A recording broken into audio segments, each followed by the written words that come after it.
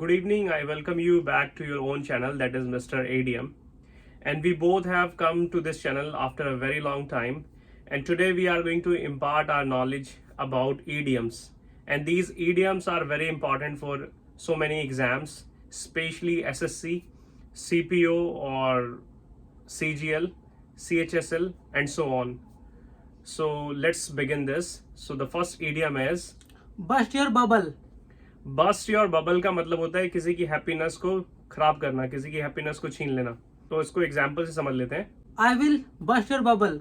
मतलब कहीं ना कहीं मैं तुम्हारी खुशी छीन लूंगा, इसका मतलब ये है। So second one is a dime a dozen.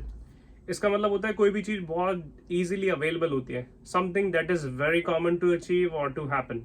जैसे इसको एक एग्जाम्पल से समझते हैं। Momos has become a dime a dozen nowadays. मतलब मोमोज कहीं ना कहीं बहुत कॉमन हो गया, बहुत इजीली मिल जाते हैं। So let's understand the third one. Keep a civil tongue. Keep a civil tongue का मतलब होता है to behave in a very polite way. जब आप किसी के साथ में बहुत अच्छे तरीके से बात करते हैं तो उसमें बोलते हैं कीप अ सिविल टंग। जैसे इसको एक एग्जांपल से समझते हैं। I always keep a civil tongue. Yes, इसका मतलब है मैं जब भी जिससे बात करता हूँ बहुत पोलाइट वे में बात कर रहा हूँ। Fourth one is cut to the chase. Cut to the chase का मतलब होता है कम टू द पॉइंट। मतलब कि इधर उधर की बातें ना करके जो मुद्दे की बात है उस पे आना, इसके लिए बोलते हैं कट टू द चेस। चलो इसको एग्जांपल से समझते हैं। Please cut to the chase. Please cut to the chase का मतलब है मैं आपसे रिक्वेस्ट कर रहा हूँ, फालतू की बातें मत करो, पॉइंट पे आ जाओ।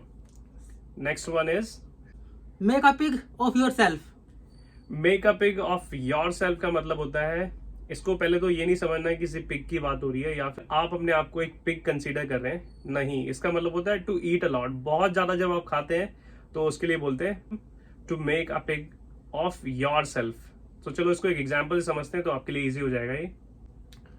Whenever I go to the parties, I always make a pig of myself. Yes, तो कहने का मतलब है कि कभी भी हम पार्टी में जा रहे होते हैं तो वहां पे हम एक्स्ट्रा ही खाते हैं, मतलब बहुत ज्यादा खाने के लिए बोलते हैं to make a pig of yourself. So the next one is Meet one's doom. To meet one's doom का मतलब होता है to die in a very unpleasant way, और बहुत बुरी तरीके से मरना। जो भी बुरे लोग होते हैं, जो बुरा करते हैं, उनके साथ बुरा ही होता है, वो इसलिए इसीलिए बोला जाता है कि वो कहीं ना कहीं दे मीट देयर डूम। इसको एग्जाम्पल से बताएं तो If you commit a crime, you will meet your doom. Next one is All bark, no bite. All bark no bite means जब आप किसी चीज को बोलते हैं बट करते नहीं है उसको कभी भी। You always say that all bark no bite. इसको एग्जाम्पल में समझे तो There are many friends of mine. They always follow one thing. All bark, no bite. Yes. Okay, so the next one is Get your working papers. To get your working papers का मतलब होता है to be terminated. आप जब भी किसी office में काम कर रहे होते हैं, अगर काम अच्छा नहीं कर रहे हैं या फिर आप अपनी मनमर्जी से काम कर रहे हैं तो ऑफिस वाले आपको क्या करने वाले हैं, टर्मिनेट कर देंगे। तो उसको एग्जाम्पल में अगर हम बताएं तो क्या बोलते हैं उसको। I was not given a working papers. The next one is Come hell or high water. It means to do something at any cost, whatever it is you have to do that particular thing. मतलब कि आपको वो चीज करनी है, कुछ भी हो जाए। इसीलिए बोला जाता है कम हेल और हाई वाटर। आंधी है, तूफान है, आपको करना है। सो इसका एग्जाम्पल होने वाला है I will speak English. Come hell or high water. yes, correct, I do agree with that. I'm also going to do the same, come hell or high water. Okay, so the last important one, don't miss that and try to use it as much as possible. So the last important one is Birthday suit.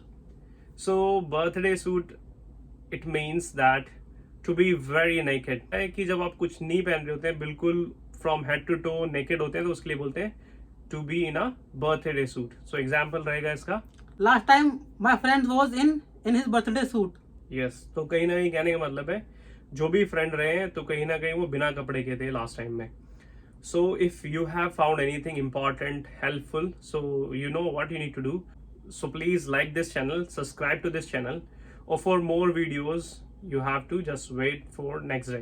Till then, enjoy your day. Thank you.